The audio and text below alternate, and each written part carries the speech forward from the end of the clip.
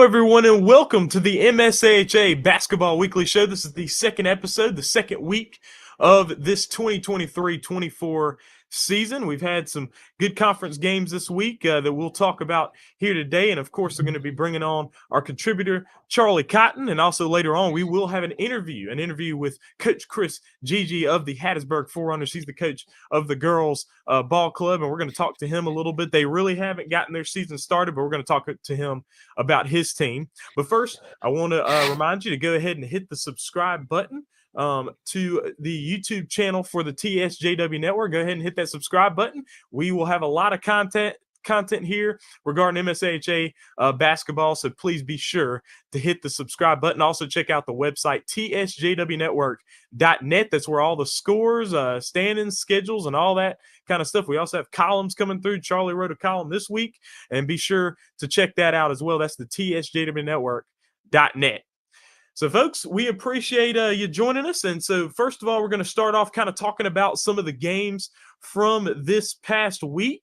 And so, as we bring that one up right there on that overlay, some ones from this past week. So, in 18U boys action, we have we got the Muddy River Counselors defeating the Meridian Flyers by a score of 74-26. Then on Saturday, October 28th, the PCA Paladins defeated Meridian 58-35. And both those games, the two teams that were on championship Saturday last season were able to get the wins over Meridian. Meridian was able to put up, a little bit of resistance in those games. They're a good team. They're young team, but they are definitely being sure that they play up there in those 18U ball games. 18U girls action, Meridian defeating the Muddy River Counselors, starting off the Muddy River Counselors year, their first season, or their first game of the season, rather. Meridian getting that win, getting their first conference win by a score of 29-15. Of course, Meridian turn around, losing to PCA, the defending champions, by a score of 33-18. PCA has had some tough things happen, and their team is depleted from where it was last year, but they were able to get that win on the road, 33-18. So 16U boys action. The Muddy River Counselors defeating the Meridian Flyers by a score of 61-19. Meridian was undefeated in conference before that game, but the Counselors able to get the win by 42 points. And then on the Saturday, PCA had a doubleheader taking on Meridian and Tupelo. They won both those games, 48-44 and 39-38. And so those were some of these ones from this past week that we had going on there. Very interesting from those scores. We got some upcoming right here as well that we want to show you right now. So upcoming games on November 3rd, 18U boys, Hattiesburg and Jackson. That will be in Ridgeland. The Hattiesburg Forerunners and the Jackson Victors taking each other on. I'm very interested to see how this is because, of course, a new look team for Hattiesburg, adding Braden Dry. They lost some guys as well from last year, like Bradley Kelly and Thomas Emmons, but you still have Michael Barnes. You still have Charlie Cotton, our contributor. He's on the team as well. So interested to see that Hattiesburg team in action. Jackson has played a couple of games, but we'll see what they have up against Hattiesburg, and that should be an interesting game to see. I would say Hattiesburg's probably favored in that game, but it should be an interesting contest there. November 4th, we've got a rematch of last year's championship Saturday matchup. The Muddy River Counselors and the PCA Paladins. The Counselors travel down to Lacombe to take on the Paladins of PCA. That should be an interesting game. That will be live on Counselors TV. And then the Jackson Victors going down to Laurel to take on the Laurel Nighthawks. So the Victors have two games here in this upcoming week, taking on Hattiesburg at home and taking on Laurel on the road. I do not know what to predict on that Jackson and Laurel game. Both teams, young teams, but they're both competing in 18U, and will be interesting to see. 18U girls this week, you got Scott County Flames and the Muddy River Counselors. Counselors 0-1 in conference, and they are looking to get their first opportunity to get a win. Scott County was able to get a win over Meridian early this year by a margin of 30-21. Be interested to see that matchup. That will be in Raymond. That'll be the first Counselors home game of the season. Then November 4th, the Counselors and PCA take each other on at 18U girls. And so PCA obviously would be favored in that matchup. PCA, the defending champions as well. 16U boys, you got Scott County and Muddy River. So you got the Muddy River Counselors and the Scott County Flames. For 16U boys, the Counselors looking pretty good right there in 16U boys. They got a long winning streak, and they're going to be hosting Scott County there. Tupelo and Meridian. And just remember about Tupelo, they are not competing in conference play, but they are competing against conference teams. They're in the conference, but they're not competing in conference play in 16U. They're only doing that in 14U. But Tupelo and Meridian taking each other on November 2nd as well in Hickory. Then also 16U, Hattiesburg, and Jackson. And that should be interesting. It's hard with 16U boys. You just don't know what you're going to see. You might see new guys, new young guys. And so very interested to see how all this turns out. You got Muddy River and PCA. Two teams that have been, PCA has had some good showings here in 16U boys. They're undefeated in 16U boys. So it'd be interesting to see both these teams take each other on. And then finally, Jackson and Laurel taking each other on in 16U boys. And Jackson probably going to be a strong team in the 16U division. Pretty much all their players, I think all their players are 16U eligible. So their 16U and 18U teams are the exact same. They'll be taking on the Laurel Nighthawks on the road down there at Salem Heights Baptist Church.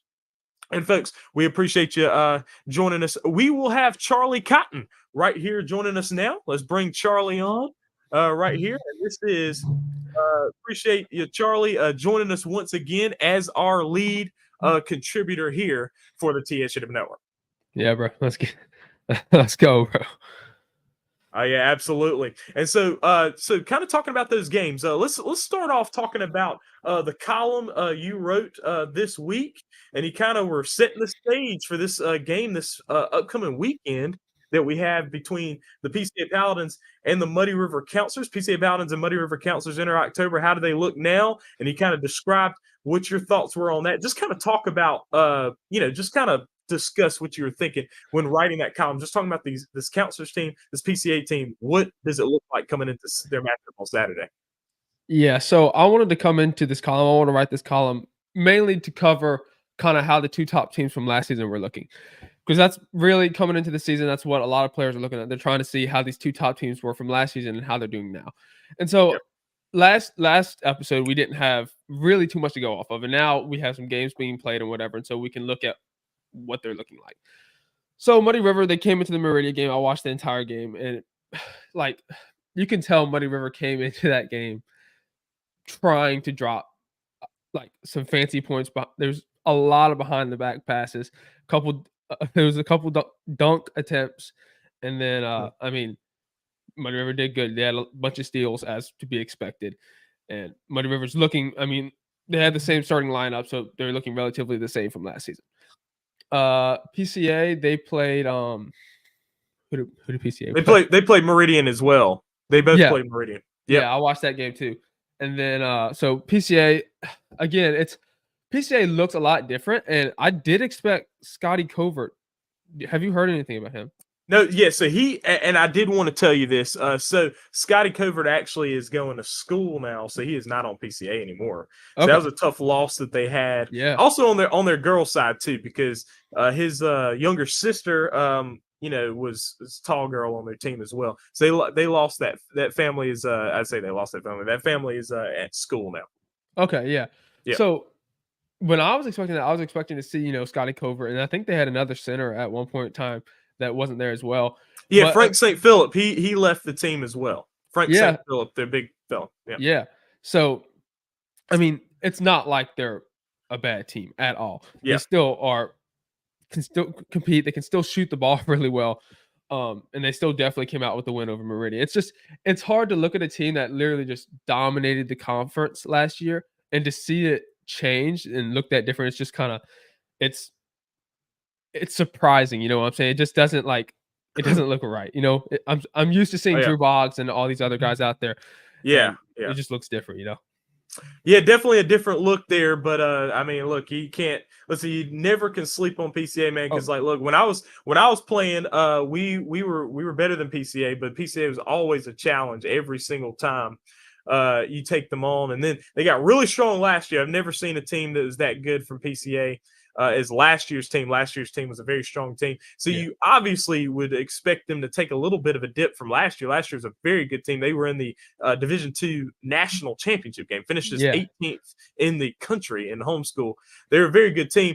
But this team, they still have some solid pieces, and so it'll be interesting. And they've got some young guys, got some good young players. Their 16U team's very strong. They're going to be making a run for it seriously in that 16U division. So be interesting to see how this PCA team is. But man, if we could just start off, go ahead and kind of preview that matchup, the PCA and Muddy River game on Saturday.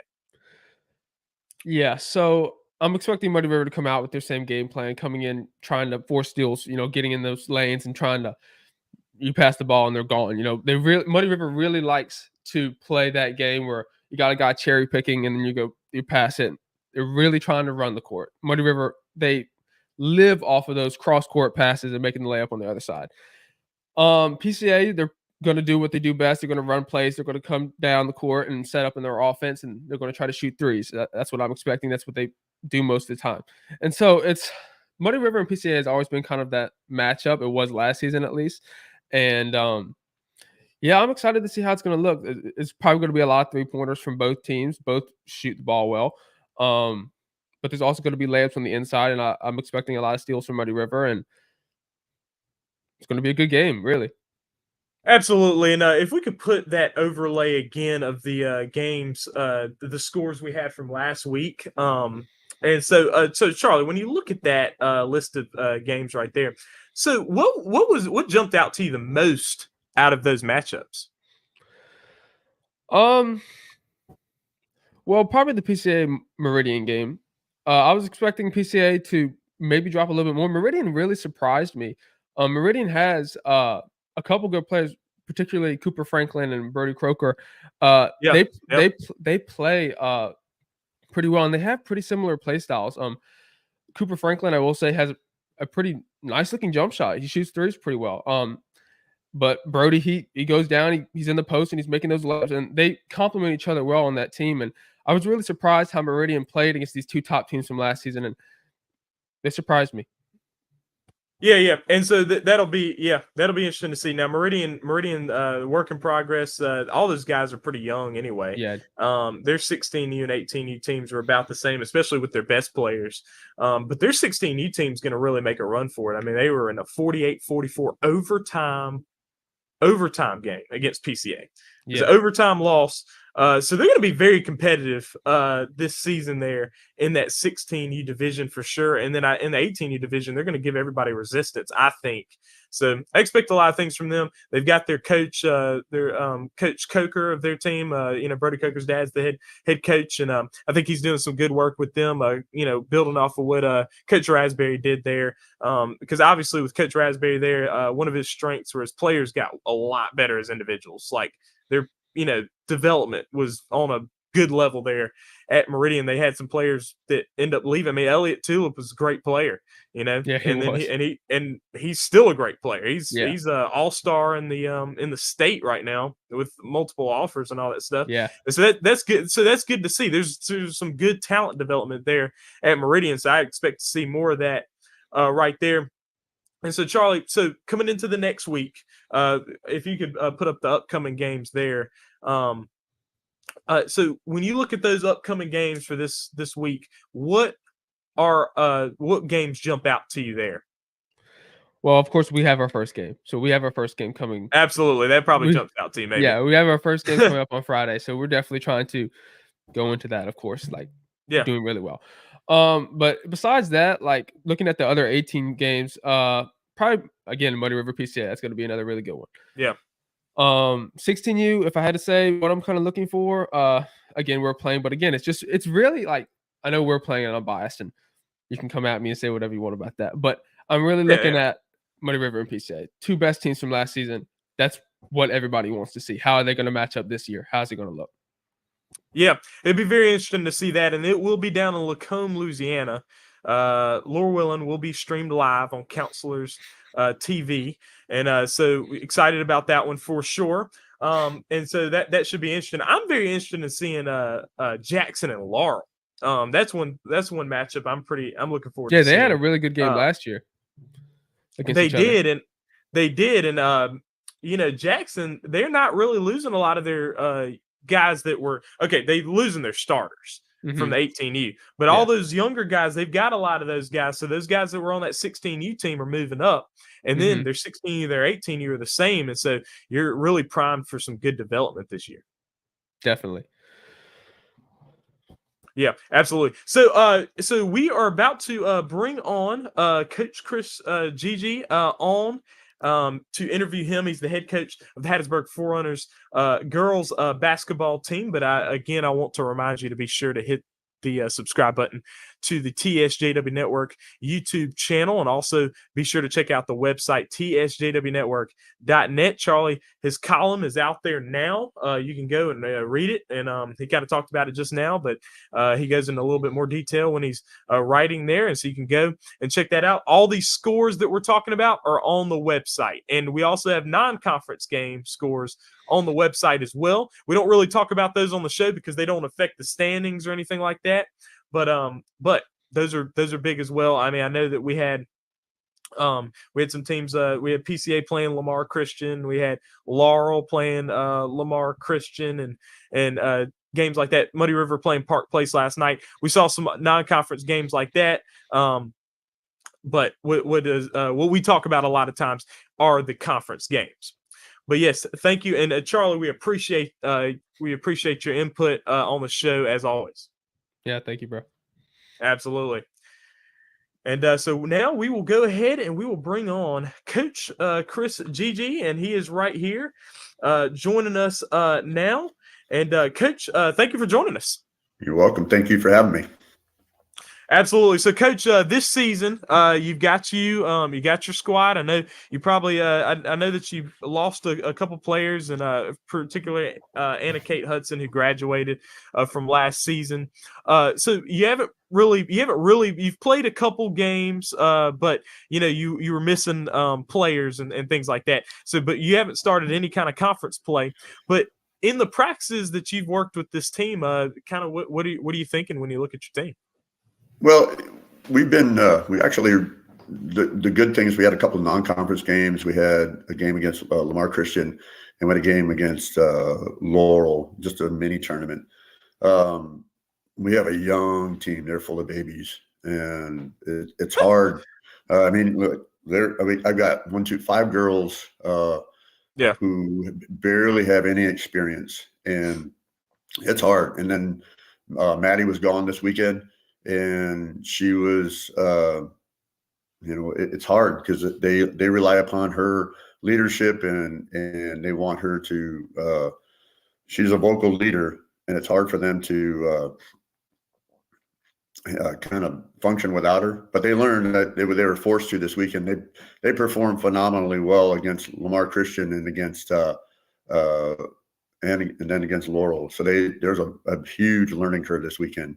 And in practice, they go up against the boys because we don't have a big team. We have 9 girls total.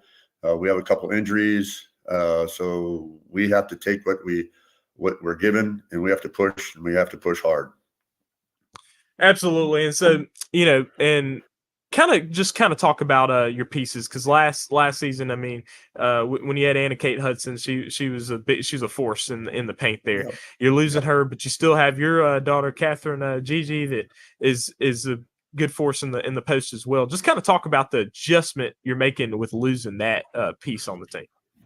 Well, the number one thing that Anna Kate did for us last year was she gave us, for the last couple of years, she gave us a lot of leadership, and we're missing that. And she really brought a calming effect to the team. And so Catherine stepped into that role as far as the interior defense. We have a young lady named Kaylin Spears who's with us this year. And so Catherine is taking her under her wing. So and it gives us good size underneath. But again, Kaylin's very young. She's a 9th grader. But what I was really impressed this weekend when we played Lamar Christian, our interior defense, Catherine specifically, if it wasn't for her in a number of situations, we would have been in a world of hurt. The score, we got if you look at it, it's 43-9, and we missed 11 or 12 free throws, which is just not acceptable.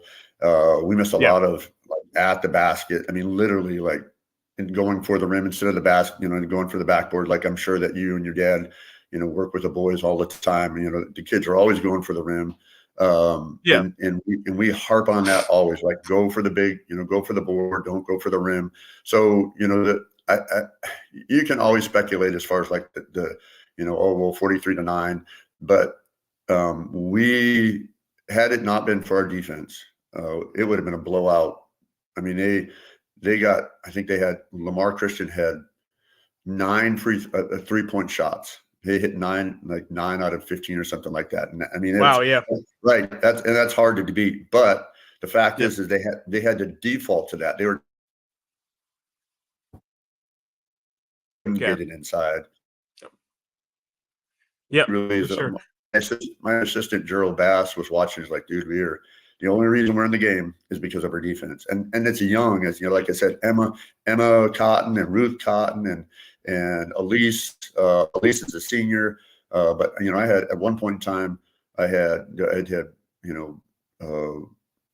one senior on the court, and that with freshmen, and I mean that's hard. So, and Catherine had to lead them. So I mean, she's a force. And then when we played Laurel Christian, Laurel Nighthawks, she got Emily into trouble within the first half. It's like she got 3 or 4 fouls on her, and she didn't realize it. But in the first quarter, she scored 11 points. Now, one of them was kind of like, I don't know where that came from. Like it was just kind of like over the shoulder, and she got lucky. You know what I mean? But I talked to Sean Spradley after the game. He's like, he said she worked her butt off, but again, we didn't have the energy, and Laurel is a great team, and they're a good team, yeah. Yeah, so unfortunately, they had an injury to Carmelina, but then they filled that void with a young lady named Amelia. I think she's 8th or 9th grade. Man, they didn't miss a beat. And I love Carmelina and her aggressiveness and how she plays. Sean has a great team up there. And the only thing I can see untracking them to the title is injuries. That's it. Because I don't see anybody. I mean, they rolled a good LCS team off the court at their home court. They blew them out of the water, and they beat them by 15, but it wasn't even that close. I mean, at one point in time, Laurel was up by 20 at halftime. They should have been up by 40. They missed some easy layups. So, back to my girls, we got babies, and I have to be the best cheerleading. I have to be really encouraging, and it's hard because I love to win, but if I harp on them too hard, I'm going to lose them. I can't do that. So well, you're probably in a league that you're able to kind of have a lot of teams that you're able to like kind of compete with, and right there on the 16th is your first conference game. You take on the Meridian Flyers. Yep. And so that'll be an interesting matchup. Meridian so far this year, they're 1-2 in conference, with their losses being 1-3 in conference, with their losses being to PCA, Scott County, and Laurel. Their loss to PCA was not by that much. Their loss to Scott County was not by much at all. It was a really close game, and then they got blown out by Laurel. But Laurel, as we've been talking about, Laurel's a very good team. They were able to beat the Muddy River Counselors. They really stepped up, and I mean, I was at that game obviously, so I saw that, and they played well. They really were balanced. Coach Scott Sherman's doing a good job with them for sure, trying to work through their loss. They lost Emily Sherman to graduation from last year, which is a tough loss for them. So they're trying to figure some stuff out as well. Just kind of talk about that matchup and kind of what you're looking forward to with that.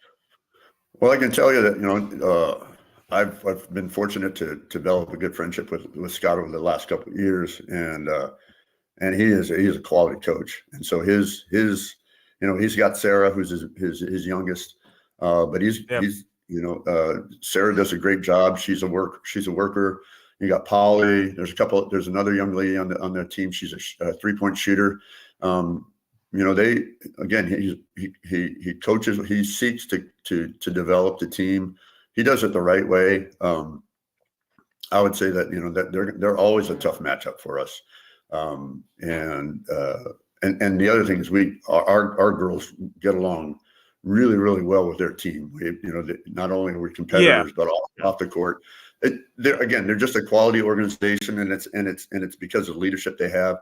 I would say it's going to be a great match between Catherine and Sarah, and then Kaylin down low. So what we have inside is we have two bigs, and then one of the things that I was kind of bombarded with at the LCS and LCS game and Laurel is I had coaches and parents, and I had an athletic director and Coach Cole, who used to coach for Lamar Christian. They're all looking forward to seeing Maddie. They're like, where's she at? Where's she at? And Maddie is on the soccer team, and the 4-run soccer team won the national championship, Division II. So that's where she was this weekend. But yeah, it's going to be interesting. I want to, they're again to learn. As young as they are, Ruth and Emma Cotton work really hard. I mean, you can see it like where Ruth was last year. She hadn't picked up a basketball. I think last year or the year before. I think she wasn't even interested, and I convinced her, and then she got after it. She's a solid player. Emma is very quiet. Both of them are very quiet, and I'm trying to teach them how to find their voice, but they're deadly. I mean, Emma's afraid of nothing, and Ruth can shoot the lights out if she gets hot. And she has a beautiful jump shot. So there's a lot of things that we're going to be challenged with. We have Bailey Blackwell. When she's healthy right now, she's struggling with some knee problems. We lost a couple. We had one girl who was going to come out, and she had a knee injury. So we were looking to be about 12 girls, and then it just happens, things that come up. But Bailey, when Bailey's hot, Bailey's probably the best pure shooter, outside of Salome in the league. I mean, she just has this gorgeous 3-point shot. I've seen her in practice. She's hit like 4 or 5 3-pointers in a row, and it's fun to watch. And Elise is a great defender. A lot of it is just a confidence issue. Again, it's making sure that my coaching meshes with, there are girls who are not used to competing with the girls that I was coaching AAU ball back in California. I mean, you had kids who, they were just out, just crazy talent and had no problem if you jumped on them at all. And here it's just a little bit different. So I have to learn to tone down and be better. Again, being better as a coach. But I think it's going to be fun. It's going to be a lot of fun. Meridian is a good team. You can't go to sleep on them. I think one of the things when I was talking to Coach Sherman, he was playing was it Scott County, and who has the Crenshaw girls? Crenshaw girls are there's 4 of them, and they're solid. And I think 2 of them are really good 3-point shooters. The youngest is hyperactive, and as far as defense, she just loves defense. They're a good crew. So. I was talking to Scott about that game, and he just said, he went for kind of for the win, but he also went for development because he's only got 4 girls he feels that are really, really solid for varsity. And the rest of them are like my girls.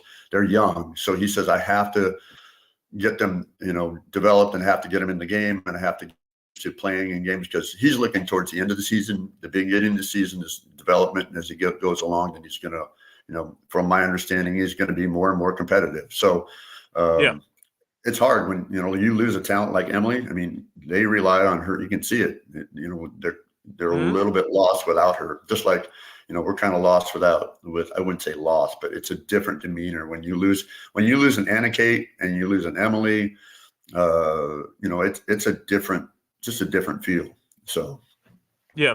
Absolutely. And last question I wanted to ask you was, so you kind of mentioned in passing the Hattiesburg Forerunners girls soccer team. And this is the MSAHA basketball weekly show, like it's the basketball show, but we like kind of celebrating all the kind of achievements from around homeschool sports. And so that was pretty cool to see the girls soccer team winning the Division II national championship. And so kind of just talk about that just from your point of view. I know you're not like coaching that, but you're your daughter's on the team. Just kind of talk about it from your point of view.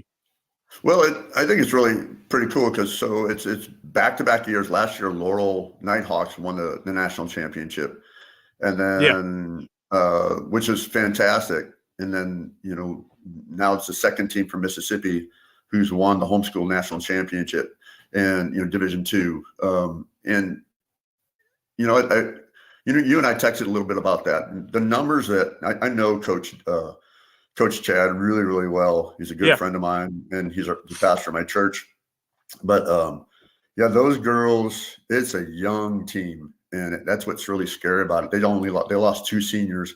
One of them is a phenomenal goalie, and she's being looked at by junior colleges throughout the state. And then we have some other young players. There's Alyssa Frost, and she's an unreal player. So those girls went up to, they played Brookhaven 3 times this year. The first game we lost 3-0. It was very early in the season, and that we had some mistakes. We crossed it a couple times. I think we accidentally kicked it into our goal once. I mean, it was just it's just the youth, and it's getting to play, and then they learn how to communicate really well, and then they calm down. And then they went on this roll where I think they went like 10-0. They went on a 10-game win streak, and then they played PCS, which is a 6A MAIS team at home. Yeah. And PCS got lucky. They got really, really lucky. They did a cross with 15 seconds left in the first half behind the goal. So as a corner kick crossed it, and it was the perfect kick, and the girl was waiting on the opposite side and headed it in. But had that not happened, like it would have been a 0-0 tie. It was senior night for PCS. They were livid. I talked to athletic director and the principal, and parents were not happy. And according to some of the parents I talked to, they said, the kids were embarrassed. They said, well, we're embarrassed. And my neighbor is the principal for PCS elementary school, and he goes, your girls are that's a great defense. So we're young, and then I think they had a total of 30 girls or 35 girls come out, something like that. Some crazy.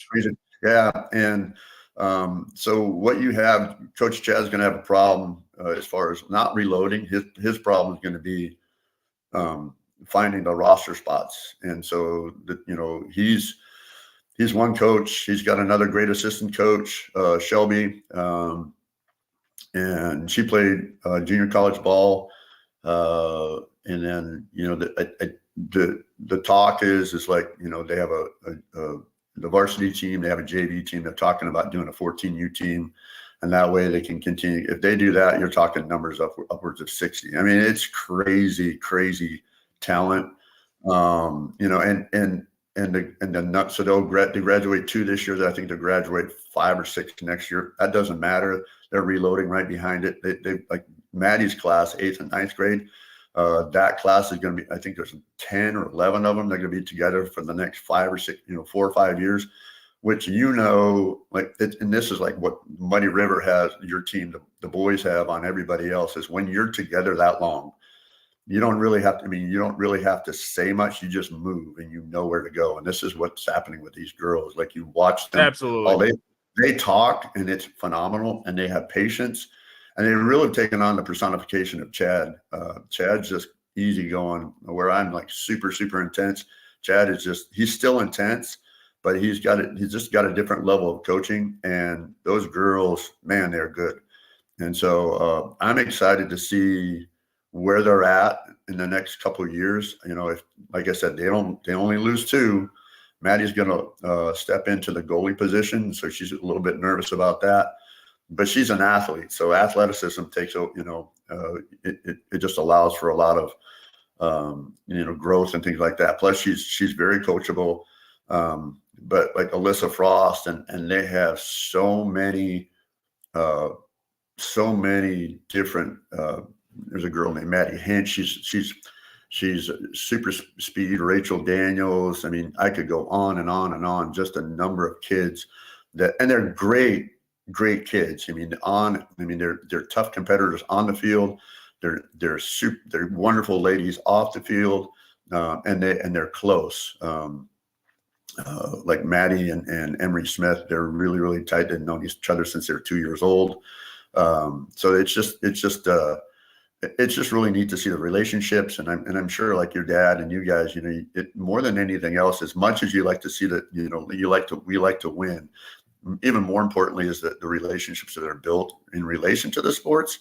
And that's really what I love about the homeschool situation is more than anything else, I get to meet young people like the Sanders boys. I got to talk to Mr. Sanders in a recruiting trip for Bradley last year. I got to meet John Crenshaw and talk to him a little bit about, you know, the struggles that they're going through at Scott County. Truly, like, I think Sean Spradley is blessed with those girls, Mariah and Emily and Holly and Olivia, his daughter. Yeah. If you could be a dad, you know, as far as being like you're having your daughter on the senior season, that he's sitting in a dream situation. Again, you know, there's just so many different relationships throughout the league that beyond the sports are great. The coaches are great. There's some great coaches. Gerald over at Jackson, your dad, Scott Sherman, Sean Spradley. I can go on and on and on. The coaches and the kids in this league, it's just fun. And I'm as competitive and get as heated as most people. But I can tell you, and if I had a choice between, you know, my high school, which I had a great program I was in for football, and this, I'd choose this every single time. Just the relationships I see growing. Yeah, absolutely. I agree with you on that for sure. Thank you, Coach, for joining us right here on the MSAHA Basketball Weekly Show, and look forward to seeing you guys in action soon. I know that y'all season's kind of getting started a little later this year. You play New Life on November 7th, and then you get conference play started on the 16th. But looking forward to seeing your team in action. Thank you, sir. Thank you for having me. Absolutely. So definitely appreciate Coach Gygi for joining us. And thank you all again for viewing the MSAHA Basketball Weekly Show. We appreciate Charlie Cotton as contributor. Appreciate Coach Chris Gygi for joining us as a guest. Appreciate Sir Michael Williams over here kind of running our background right here. So I appreciate that as well. And thank you for joining us. Please be sure to hit that subscribe button and also check out the website, tsjwnetwork.net. Also, you can check out the Instagram at TSJW Network. Thank you for joining us. I'm Trellis Williams. We out.